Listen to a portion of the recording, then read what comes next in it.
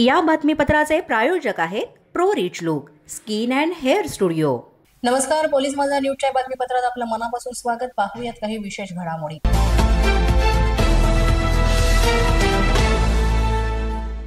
पालघर पोलिसांना पेट्रोलिंग करिता देण्यात आलेल्या इलेक्ट्रिक बाईक्स या धूळ खात पडलेल्या असून वापरातच आणल्या गेल्या नाहीत।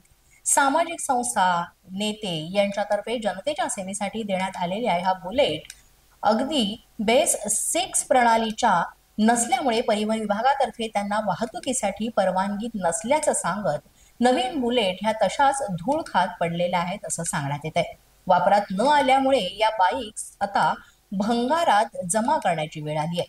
बाईकच्या टायर पासून ते इंजिन पर्यंत सर्व वस्तू ज्या आहेत किंवा पार्ट्स जे आहेत ते खराब होत आहेत आणि त्यामुळे ह्या बाईक जर वापरू शकत नाही तर त्या का देण्यात आल्या आणि पोलीस विभागामार्फत सुद्धा त्या का स्वीकारण्यात आल्या हा प्रश्न आता उभा राहतोय।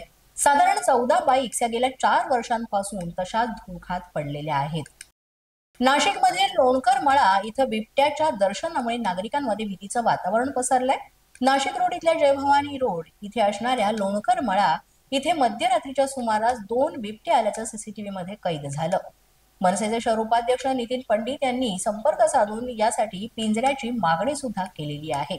वन विभागाकडे ही मागणी केली असली तरी याआधी सुद्धा बिबटे या परिसरात वावरताना दिसल्यामुळे लवकरात लवकर वन विभागाने या बिबट्यांना पकडावं तसंच रात्रीची गस्तही वाढवावी अशी मागणी मनसे शहर उपाध्यक्ष नितीन पंडित यांनी केली आहे।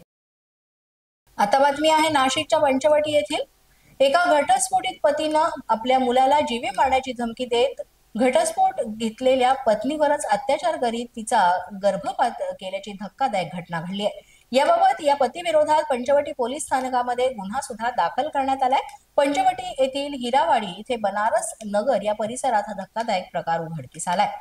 मिळालेल्या माहितीनुसार 2005 मध्ये या दोघांचं लग्न झालं होतं, मात्र पती हा आपल्या पत्नीचा खूप छळ करीत होता। त्यानंतर पत्नीनं घटस्फोट घेतला आणि ती वेगळी राहत होती, मात्र पतीनं तिला फसवून भेटायला बोलावलं आणि मुलाला जीवे मारण्याची धमकी देऊन तिच्यावर वारंवार शारीरिक अत्याचार केला। यातूनच ती गर्भवती राहिल्यानंतर तिला जबरदस्तीनं गर्भपाताच्या गोळ्या दिल्या आणि यामध्ये पत्नीची जी तब्येत आहे ती सुद्धा बिघडली होती। याबाबत महिलेनं लगेचच पोलिसात तक्रार केली आणि आता पोलीस याचा पुढील तपास करीत आहेत। पोलीस माझा न्यूजच्या बातमीपत्रात वेळ झाली का छोट्याशा विश्रांतीची। पाहत रहा पोलीस माझा न्यूज। या बातमीपत्राचे प्रायोजक आहेत pro rich look skin and hair studio. विश्रांतीनंतर पुन्हा एकदा पोलीस माझा न्यूजच्या बातमीपत्रात आपलं मनापासून स्वागत।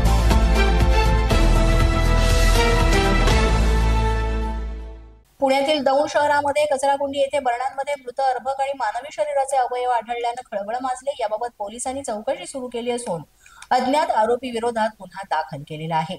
यामध्ये आढळणाऱ्या बॉक्सवर एका हॉस्पिटलचं नाव होतं आणि त्यांच्याशी पोलिसांनी संपर्क साधला असता डॉक्टरांनी ऑपरेशन झाल्यानंतर हे मेडिकल अभ्यासासाठी प्रिझर्व करून ठेवण्यात आलं होतं असं सांगण्यात आलं। याबाबतची कागदपत्रे सुद्धा हॉस्पिटल प्रशासनाकडून पोलिसांना देण्यात आली। मग हे अर्भक किंवा मग मानवी शरीराचे जे अवयव आहेत ते या जागेवर आले कसे याबाबत पोलीस आता तपास करीत आहेत। संतोष देशमुख हत्या प्रकरणाच्या खटल्याच्या सुरू असलेल्या खटल्यामध्येच बुधवारी बीड मकोका न्यायालयात सरकारी वकील उज्ज्वल निकम यांनी पहिला युक्तिवाद केला।